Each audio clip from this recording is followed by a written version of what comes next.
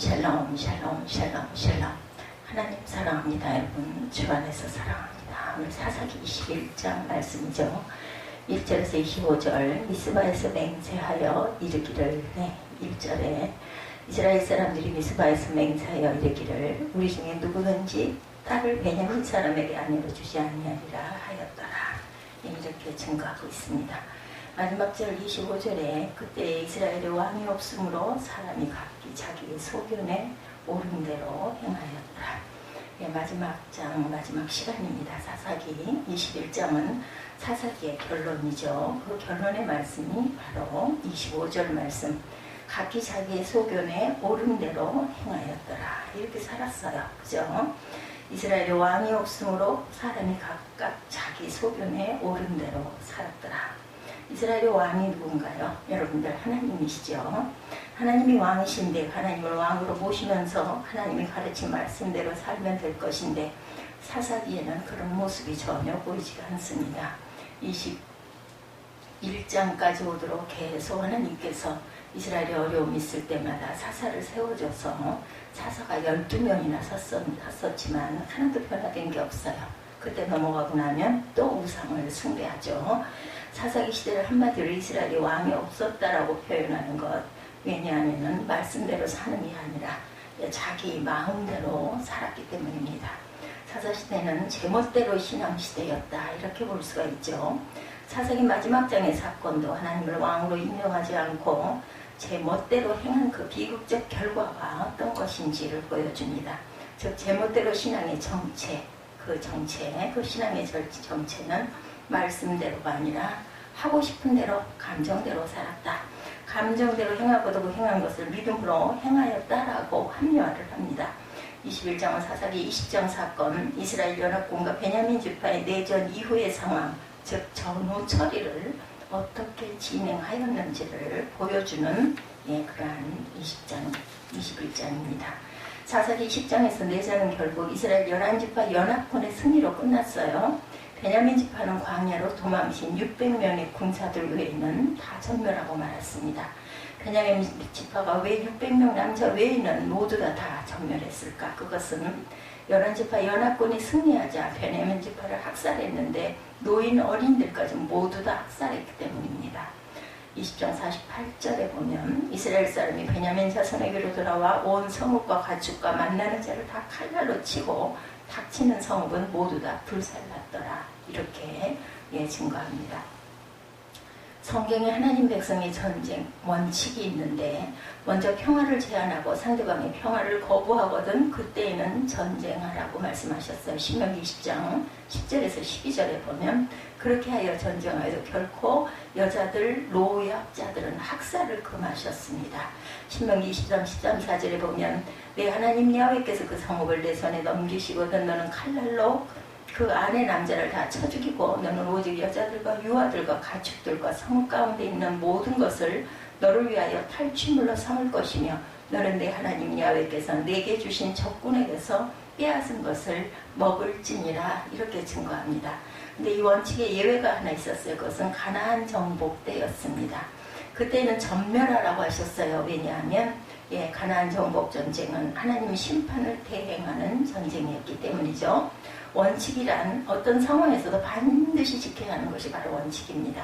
그런데 이스라엘 백성들은 하나님이 정해주신 전쟁의 원칙이 있음에도 불구하고 이스라엘 11지파는 자기들 감정대로 전쟁을 합니다. 앞선 두 번의 전쟁에서 연합군이 패했으니 복수하고픈 감정이 앞서 그들은 닥치는 대로 베냐민 사람들을 학살을 합니다. 같은 민족이죠. 베냐민은 12형제 중에 마지막 막내 아들이에요. 라헬이라는 아들이죠. 야곱과 라헬 사이에 난 마지막 막내입니다. 제멋대로의 신앙은 기분 좋으면 하나님 말씀대로 산다고 하다가 기분 나쁘면 하나님 말씀 무시하고 자기 감정대로 사는 신앙인데 지금 이스라엘이 꼭 그런 모습입니다. 그렇게 자기들 감정대로 베냐민을 학살하고 승리를 만끽하고 나서 정신을 차리고 보니까 베냐민 지파가 거의 멸종위기에 놓여있게 됩니다. 남자 600명만 남았으니 그대로 두면 베냐민 지파는 완전히 멸종이 되게 생겼어요. 2절 3절에 보면 그래서 그들은 12지파 중 한 지파가 사라지는 비극에 예, 비로소 깨닫고 한참 동안 울었다. 2, 3절에 오늘 본문 21장 2, 3절에 백성이 베델에 이르러 거기서 저녁까지 하나님 앞에 앉아 큰 소리로 울며 이르되 이스라엘의 하나님 여호와여 어찌하여 이스라엘에 이런 일이 생겨서 오늘 이스라엘 중에 한 지파가 없어지게 하시나이까 하더니 본인들이 다 때려 죽여놓고는 어째서 없어지게 하시나이까 하고 하나님을 원망합니다. 예, 웃기는 이야기죠. 본인들이 하나님 전쟁 법칙을 제멋대로 무시하고 베냐민 노약자들까지 다 학살해 놓고는 이제 하나님께서 왜 이런 일을 벌어지게 하셨나이까 라고 하나님을 원망합니다. 마치 하나님의 학살하라고 명령이나 하신 것처럼 하나님 탓을 하죠. 네, 사람들이 온전한 자가 되지 못하는 사람들은 모두 다 남의 탓을 합니다. 하나님은 결코 베냐민을 학살하라고 말씀하신 적이 없었어요. 마치 하나님이 그렇게 명하여서 그들이 학살한 것처럼 자신들의 만행을 하나님 탓으로 합리화하고 있습니다. 하나님은 결코 베냐민을 학살하라고 말씀하신 적이 없어요. 제멋대로의 신앙의 특징은 잘되면 자기 탓이고 자기 덕분이고 못되면 남의 탓, 예, 조상 탓을 한다고 하죠. 제멋대로 신앙의 특징은 하나님 말씀대로가 아니라 자기 감정대로 행하고 삽니다. 자기 기분대로 베냐민 학살해놓고 하나님을 명하신 것처럼 사건을 왜곡하고 있습니다. 참 신앙은 어떤 상황에서도 하나님이 주신 원칙을 지키면서 사는 것이 참 신앙입니다. 그러나 제멋대로의 신앙은 기분에 따라 말씀을 지킵니다. 예, 기분 좋으면 지켰다, 기분 안 좋으면 하나님 주신 원칙 내팽개쳐버립니다. 그리고는 잘못했다고 회개하는 것이 아니라 어쩔 수가 없어서였다고 합리화를 하죠. 두 번째, 신앙이란 이름으로 더 큰 죄악을 저지릅니다. 그래서 그들은 베냐민 지파를 다시 살릴 계획을 또 짜죠. 예, 그것은 남은 베냐민 남자 600명을 장가 보내서 자식을 낳게 하면 되겠다 이런 생각을 하죠. 그런데 이렇게 간단한 답이 있었지만 한 가지 문제점은 그들의 베냐민과 전쟁하기 전에 미스바에 모여서 한 가지 맹세를 한 것이 기억이 나요. 그것은 절대로 불량배로 옹호하는 베냐민 사람들에겐 딸을 신이 시집 보내지 않겠다라는 맹세였습니다. 7절에 그 남은 자들에게 우리가 어떻게 하면 아내를 얻게 하리요? 우리가 전에 야훼로 맹세하여 우리의 딸을 그들의 아내로 주지 아니하리라 하였도다. 그런데 여기서 그들은 하나님 이름으로 맹세했기에 절대로 베냐민 남자에게 딸을 줄 수 없었다라고 고집을 합니다. 그래서 그 맹세 때문에 남은 베냐민 600명의 남자들을 결혼시킬 여자가 없는 것이 문제가 됩니다. 그들이 전쟁하기 전에 나쁜 베냐민 놈들 하면서 베냐민 남자들에게 절대 딸을 주지 않겠다고 맹세한 것. 예, 이제 시간이 지나서 살펴보니 그것은 감정에 치우친 맹세였고 잘못된 맹세인 것을 깨닫습니다. 그 맹세를 지키려고 하니 남은 베냐민 남자들은 장가갈 길이 없고 결국 베냐민 지파를 살려낼 길이 없습니다. 그 맹세를 지키려고 하나님 이름으로 맹세했으니 반드시 지켜야 되겠죠? 예, 굉장히 믿음 좋은 것 같지만 사실은 믿음을 가장한 이기주의일 뿐입니다. 예, 이제 베냐민 지파를 살려내려면 그 맹세를 취소하면 되는데 하나님 민수기 30장에서 경솔이 잘못 서원했다면 취소할 수 있는 길을 허용하셨었어요. 그러니 민수기 30장 말씀에 의거하여 하나님 우리가 감정에 앞서 베냐민에게 딸을 안 준다는 어리석은 맹세를 했습니다. 이제 베냐민 지파를 다시 회복시키기 위해서 맹세를 취소해야겠습니다 하였다면 하나님도 우리의 그 사정을 잘 살피시는 하나님이신데 맹세 취소를 받아들이지 아니하셨을 리가 없었을 거예요. 그런데 그들은 잘못된 맹세라고 고백하지 아니하고 다른 방법을 찾습니다. 하나님이 그 맹세를 기뻐하시는가 아닌가는 관심이 없어요. 예, 오직 자신들이 맹세했으니 자신들이 지켜야 한다고 고집합니다. 자신들의 의의를 고집하는 모습들이죠. 예. 무식에 소산까지 있으면 못 말린다 이렇게 얘기를 합니다. 그런데 지금 이스라엘 사람들 모습이 바로 이것이죠. 무식에 소신까지 곁들여서 제멋대로 행하고 있어요. 이스라엘 백성들은 잘못된 맹세를 회개할 생각은 안 하고 자신들의 맹세를 지키면서 베냐민 남은 사람들 장가 보낼 방법을 찾습니다. 그 찾은 방법이 더욱 악을 합리화하는 교묘한 방법이 되죠. 자기 맹세를 합리하기 위해 길랏 야베스 거민을 학살을 합니다. 8절에서 15절까지 계속 이어져 말하고 있죠. 이스라엘 지파 중 미스바에 올라와 야곱께 이르지 아니한 자가 누구냐 하고 본즉 야베스 길앗에서는 한 사람도 진영에 이르러 총회에 참여하지 아니하였으니 백성을 계수할 때에 야베스 길앗 주민이 하나도 법이 없음을 보았습니다. 회중이 큰 용사 12,000명을 그리로 보내며 그들에게 명령하여 이르되 가서 야베스 길앗 주민과 부녀와 어린아이를 칼날로 치라. 너희가 행할 일은 모든 남자 및 남자와 잔 여자를 직면하여 바칠 것이니라 하였더라. 그들이 야베스 길르앗 주민 중에 젊은 처녀 400명을 얻었으니 이는 아직 남자와 동침한 일이 없어 남자를 알지 못하는 자라. 예, 그들을 실로 진영으로 데려오니 그곳은 가나안 땅이더라. 온 회중이 림몬 바위에 있는 베냐민 자손에게 사람을 보내어 평화를 공포하게 하였더니 그때 베냐민이 들어온지라. 이에 이스라엘 사람이 야베스 길라스 여자들 중에서 살려둔 여자들을 그들에게 주었으나 아직도 부족하므로 백성들이 베냐민을 위하여 뉘우쳤으니 이는 야훼께서 이스라엘 지파들 중에 한 지파가 빠지게 하셨음이었더라. 회중의 장로들이 이르되 베냐민의 여인이 멸절되었으니 이제 그 남은 자들에게 어떻게 하여 아내를 얻게 할까 하고 이르되 베냐민 중 도망하여 살아남은 자에게 마땅히 기업이 있어야 하리니 그리하면 이스라엘 중에 한 지파가 사라짐이 없으리라. 예, 그래서 베델 북쪽 르보나 남쪽 베델에서 세겜으로 올라가는 큰 길 동쪽 실로에 매년 여호와의 명절이 있도다. 베냐민 자손의 명령하리되 가서 포도원에 숨어 보다가 실로의 여자들이 춤을 추러 나오거든 너희는 포도원에서 나와서 실로의 딸 중에서 각각 하나를 붙들어 가지고 자기 아내로 삼아 베냐민 땅으로 돌아가라. 예, 이런 이제 방법을 찾아냈어요. 그죠? 이스라엘 백성들은 미스바 총회 모임에 참석지 아니한 이스라엘 백성이 누군가 이렇게 해서 찾아봤더니 표적 수사를 해보니 요단강 동편에 길르앗 야베스 사람들이 총회에 참석하지 아니한 것을 알게 됩니다. 그들은 속으로 쾌제를 부르며 길르앗 야베스 거민을 총회 불참석죄로 학살해버리고 길르앗 야베스 처녀들을 잡아서 베냐민 사람들에게 시집보내고자 결정을 합니다.